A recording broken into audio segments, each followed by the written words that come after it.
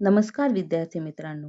मी श्रीमती पाटील परीक्षा K G. Mehta high school Nashik road. आज आपण इयत्ता 6वीचा पाठ क्रमांक 16 सफर मेट्रोची हा अभ्यासणार आहोत. या पाठाच्या लेखिका आहेत क्रांती गोडबोले पाटील. बघा, हा जो पाठ आहे या पाठामध्ये रुपाली चव्हाण यांच्याशी संवाद साधलेला असून मेट्रो चालवणाऱ्या पहिल्या महिला सारथी त्या ठरलेल्या आहेत. मुंबईत मेट्रो ट्रेन सुरू झाली आणि त्यातून प्रवास करण्यासाठी खूप झुंबड उडाली. मेट्रो खरोखरच अजब आहे. प्लॅटफॉर्म चढण्यासाठी आणि उतरण्यासाठी सरकते जिने, टोकन टाकताच उघडणाऱ्या झडपा, मेट्रोच्या डब्यांचे आपोआप उघडणारे बंद होणारे दरवाजे, वातानुकूलित स्वच्छ डबे, झूम वेगात धावणारी ही गाडी, पावसाळ्यात उड्डाणपुलावरून मेट्रोतून प्रवास करताना ढगातून तरंगत जात असल्याचा अनुभव येतो. बोगद्यातून जाताना जगाशी संबंध तुटल्यासारखा भासतो. या आधुनिक मेट्रोतून प्रवास करून आल्यावर काही प्रश्न मनात आले. बघा, पहिला प्रश्न आहे, मेट्रो पायलट होण्यासाठी तुम्ही काय काय प्रयत्न केले, कोणता अभ्यास केला? रुपालीताई म्हणताय त्या ठिकाणी की त्या कोकणातील सिंधुदुर्ग जिल्ह्यातील मी मुलगी. सिंधुदुर्ग शिक्षण प्रसारक मंडळाच्या अभियांत्रिकी महाविद्यालयातून इंजिनिअरिंगचं शिक्षण त्यांनी घेतलं आणि पायलट होण्यासाठी इंजिनियर व्हावे लागते. त्यासाठी चाचणी परीक्षाही पास व्हावे लागते. ही चाचणी खूप अवघड असते. पुढचा प्रश्न त्यांना विचारण्यात आला, परीक्षा पास झालात की तुम्हाला पायलट म्हणून मान्यता मिळते का? त्यावर रुपालीताई म्हणतायत नाही. उमेदवाराची मानसिक आणि शारीरिक चाचणी घेतली जाते. या सर्व चाचण्यात पास झाले की मग पुढे मुलाखत घेतली जाते. मुलाखतीमध्ये निवड झाल्यावर मग मेट्रो चालवण्याचं 1 वर्षाचं प्रशिक्षण हे दिलं जातं आणि मग तुम्ही पुढे पायलट बनू शकतात. यानंतर प्रश्न आहे, रुपालीताई, पहिल्यांदा मेट्रो चालवताना तुम्हाला कसे वाटले? यावर रुपालीताई आपल्याला सांगतायत, मेट्रोचं उद्घाटन झालं तो दिवस त्यांच्यासाठी अविस्मरणीय असा होता. पहिली मेट्रो चालवण्याची जबाबदारी त्यांच्यावर आली होती आणि त्यांना थोडी धाकधूक देखील वाटत होती. मी सर्वांना व्यवस्थित घेऊन जाईन की नाही? मेट्रो चालायला सुरुवात केली आणि मनातील सर्व भीती एका क्षणात निघून गेली. न घाबरता बिनधास्तपणे आत्मविश्वासाने मेट्रो चालवली. आता तर त्या रोजच मेट्रो चालवत आहेत. पुढचा प्रश्न आहे, मेट्रोच्या उद्घाटनाचा दिवस तुमच्यासाठी अविस्मरणीय का होता?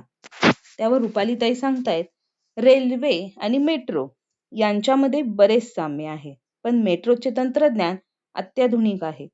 पहिल्यांदाच मेट्रो धावणार होती. मुख्यमंत्री, उपमुख्यमंत्री, अनेक मान्यवर मंडळी, मीडिया तसेच माझ्या घरची सर्व मंडळी तेथे उपस्थित होती. या सर्वांना मेट्रोतून घेऊन जायचे होते आणि तेही मला. बघा, पुढचा प्रश्न आहे, पहिली मेट्रो कुठून कुठपर्यंत धावली? त्यावर रुपालीताई म्हणतात, मेट्रोच्या उद्घाटनाच्या दिवशी मेट्रो वर्सोवा स्थानकावरून घाटकोपरपर्यंत धावली. मेट्रो कोणत्या इंधनावर चालते? मेट्रो विजेवर चालते. त्यानंतर पुढे आहे बघा, पुढचा प्रश्न, एका मेट्रोत किती पायलट असतात? रुपालीताई सांगतायत, एका मेट्रोत एकच पायलट असतो. त्यानंतर पुढचा प्रश्न आहे, मेट्रोला दोन्हीही बाजूंना इंजिन असते का? लोकल प्रमाणे मेट्रोलाही दोन्ही बाजूंना इंजिन असते. मेट्रो ट्रेन फक्त 4 डब्यांची असते. मेट्रोला स्वतःची कार शेड देखील असते. घाटकोपरहून वर्सोव्याला मेट्रो पोहोचली की ती कारशेडमध्ये जाते. तिथून पायलट उतरून दुसऱ्या बाजूने येऊन इंजिन असलेल्या केबिनमध्ये येतो आणि मेट्रो घाटकोपरच्या दिशेने नेतो. पुढचा प्रश्न बघा, मेट्रोत एका वेळी साधारणतः किती प्रवासी बसू शकतात?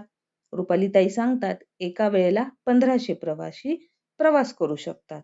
पुढचा प्रश्न आहे मेट्रोचे वेगळेपण काय? बघा आता या ठिकाणी रुपालीताई मेट्रोचे आपल्याला वेगळेपण सांगतायत. डबे हे स्टेनलेस स्टीलने बनवलेले असतात. तसेच डबे हे वातानुकूलित, डब्यात व स्टेशनवर सीसीटीव्ही कॅमेरे असतात आणि मेट्रोचे दरवाजे आपोआप उघडतात. ते आपोआप बंद होत नाहीत, तर ते पायलटला बंद करावे लागतात. पायलटसाठी बंद केबिन असते आणि केबिनमध्ये मेट्रो चालवण्याची पूर्ण यंत्रणा बसवलेली असते. मेट्रोच्या यंत्रणेत मध्येच बिघाड झाला तर काय करायचं याचं देखील प्रशिक्षण पायलटला दिलेलं असतं. बघा पुढचा प्रश्न आहे मेट्रो दिवस रात्र धावते का? रुपालीताई सांगतायत सकाळी 5:20 वाजल्यापासून ते रात्री 12 वाजेपर्यंत मेट्रो सुरू असते. पुढचा प्रश्न आहे टोकन म्हणजे काय? बघा इथे तुम्हाला दिसतं आहे स्क्रीनवर पण. टोकन हे रेल्वेतून म्हणजे मेट्रो ही एक प्रकारची रेल्वेच आहे. त्यामधून प्रवास करण्यासाठीचं टोकन हे दिलं जातं. त्याला मेट्रोचं तिकीट म्हटलं जातं. तसंच रोज मेट्रोने प्रवास करायचा असल्यास प्रीपेड कार्ड देखील वापरता येतं आणि ते कार्डमध्ये भरलेले पैसे प्रवासानुसार संपत जातात. ते संपले की पुन्हा मेट्रोच्या तिकीट विंडोवर जाऊन त्यात पैसे भरावे लागतात. मेट्रोने प्रवास करतेवेळी हे टोकन किंवा प्रीपेड कार्ड असावेच लागते. हे टोकन टाकल्यावर व प्रीपेड कार्ड मशीनवर ठेवल्यानंतरच मेट्रोचे दरवाजे उघडतात आणि मगच प्लॅटफॉर्मवर जाता येते. म्हणजे कुणी विना तिकीट प्रवास करू शकत नाही. थोडक्यात आधुनिक सोयींनी परिपूर्ण अशी ही मेट्रो आहे. बघा मेट्रोच्या या सोयींमुळे अनेक प्रवासी सुखी झाले आहेत. प्रवासाचा तर वेळ वाचतोच, शिवाय प्रवास आनंददायी आणि सुखकारक होतो, असे रुपाली आवर्जून सांगते. मेट्रो आपल्यासाठी अभिमानाची गोष्ट ठरली आहे, हेही त्यांनी तेवढ्याच अभिमानाने सांगितले. बघा आता पाठातील शब्दार्थ आपण बघूया. अजब म्हणजे आश्चर्यकारक किंवा चमत्कारिक, झडपा झरोके, आधुनिक नवीन, सारथी चालक, मानसिक म्हणजे मनाची, प्रशिक्षण उपयोजित नियमित शिक्षण, यंत्रणा म्हणजे या ठिकाणी व्यवस्था. पुढे आहे अविस्मरणीय, विसरता न येणारे, बिनधास्तपणे काळजी न करता, आत्मविश्वास, आत्मिक बळ, मान्यवर, प्रतिष्ठित मंडळी, साधारणतः म्हणजे सामान्यपणे. यानंतर बघा पाठात काही टिपा आलेल्या आहेत.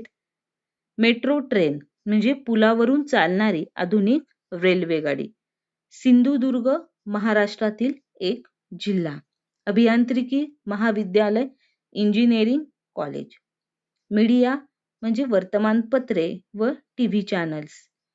वर्सोवा मुंबईतले एक उपनगर. घाटकोपर मुंबईतील मध्य रेल्वेमधील एक स्टेशन. कारशेड रेल्वे गाडीच्या विसाव्याचे ठिकाण.